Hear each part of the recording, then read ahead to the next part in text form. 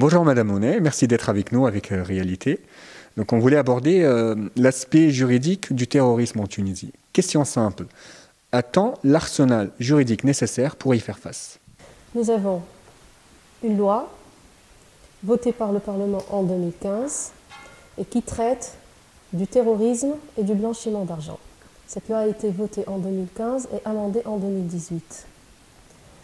Elle constitue une avancée par rapport à la loi de 2002 sur justement la définition du terrorisme et le blanchiment d'argent. Une avancée pourquoi? Parce qu'elle est plus respectueuse de la notion ou du principe de la légalité des délits et des peines qui n'était pas prévu, qui n'était pas pris en considération dans la loi de 2002. Donc, une avancée par rapport à l'incrimination, à la définition même de l'acte terroriste, une avancée par rapport aux procédures de poursuite, d'instruction et de jugement.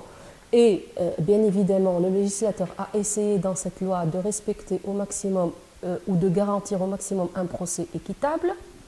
Donc, nous avons l'arsenal juridique nécessaire pour faire face justement à ce terrorisme. Sauf que la précision qui mérite d'être faite, que la constitution tunisienne ne fait aucune mention du terrorisme.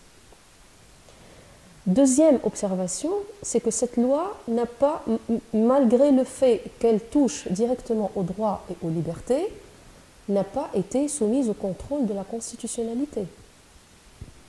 Donc, d'aucuns diront qu'elle comporte des aspects inconstitutionnels, mais malgré cela, je considère que cette loi constitue une avancée très très importante par rapport à sa devancière, en ce qu'elle respecte le principe de la légalité des délits et des peines, principe cardinal du droit pénal, et prévu constitutionnellement, et deuxièmement, en ce qu'elle garantit un procès équitable à l'accusé.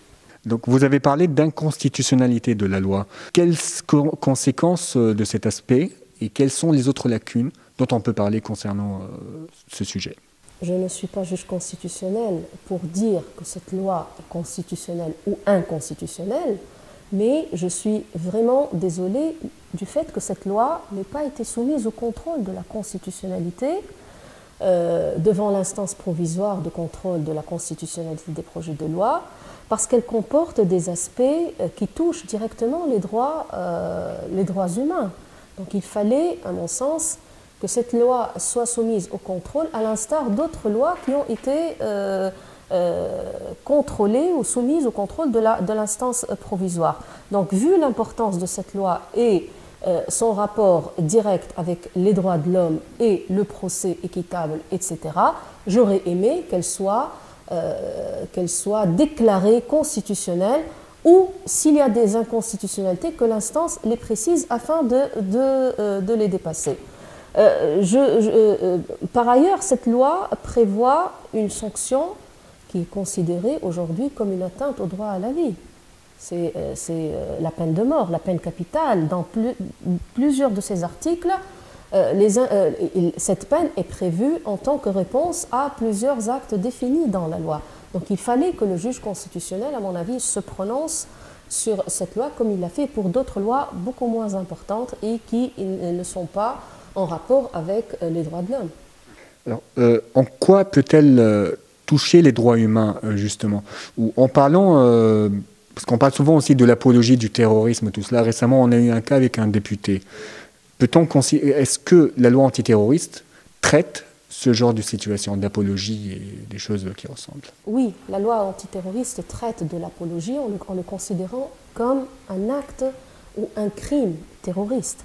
C'est-à-dire qu'elle prévoit l'apologie et prévoit également les sanctions à cet acte terroriste. Quel rapport ou entretient cette loi avec les droits de l'homme? Moi, je considère qu'elle est au cœur des droits de l'homme. D'abord parce que le terrorisme met fin ou porte atteinte au droit à la vie, et parce que les sanctions prévues également peuvent mettre fin au droit à la vie. Donc, rien que cet aspect relatif au droit à la vie fait que la loi antiterroriste soit au cœur des droits de l'homme. Donc, en gros, compte tenu de ces points que vous avez évoqués, qu'est-ce que le législateur doit faire pour que cette loi soit pleinement efficace? Quelles sont les lacunes à combler selon vous? Aussi un point important, a-t-on déjà eu l'occasion de l'appliquer en Tunisie? Oui, le juge s'est basé sur cette loi pour juger des personnes qui ont été considérées comme terroristes ou impliquées dans des actes terroristes. Oui, cette loi a été appliquée. Comme je l'ai dit, cette loi a été révisée en 2018. C'est vrai qu'elle comporte certaines lacunes. Bien évidemment, aucun texte n'est parfait à 100%. Mais je pense, la question que je me pose personnellement, est-ce qu'il suffit d'une loi pour combattre le terrorisme? Est-ce qu'il ne faut pas chercher les raisons du terrorisme ailleurs? Est-ce qu'un arsenal juridique, aussi parfait soit-il, est suffisant pour mettre fin à ce fléau? Moi, je pense, et je l'ai dit dans un article que j'avais rédigé en 2007 sur l'identification des réseaux terroristes, j'ai repris la même remarque dans un article que je viens de rédiger récemment et qui concerne justement cette loi antiterroriste. J'ai dit qu'il faut plutôt traiter les causes plutôt que les conséquences. C'est-à-dire qu'il faut s'intéresser aux causes pouvant conduire au terrorisme plutôt que les conséquences de cet acte. Et puisque vous parlez de causes dans ce cas, quelles sont-elles selon vous, Madame Mounet? Il n'est pas facile d'identifier les causes du terrorisme. Ces causes sont multiples et variées. Elles sont d'ordre culturel, elles sont d'ordre économique, elles peuvent être d'ordre religieux. Mais ce que je n'aime pas, c'est qu'on associe toujours le terrorisme à la religion, alors que les causes de ce terrorisme dépassent de loin la religion et peuvent être recherchées ailleurs. Merci pour toutes ces précieuses précisions, Madame Mounet. Je vous dis à très bientôt.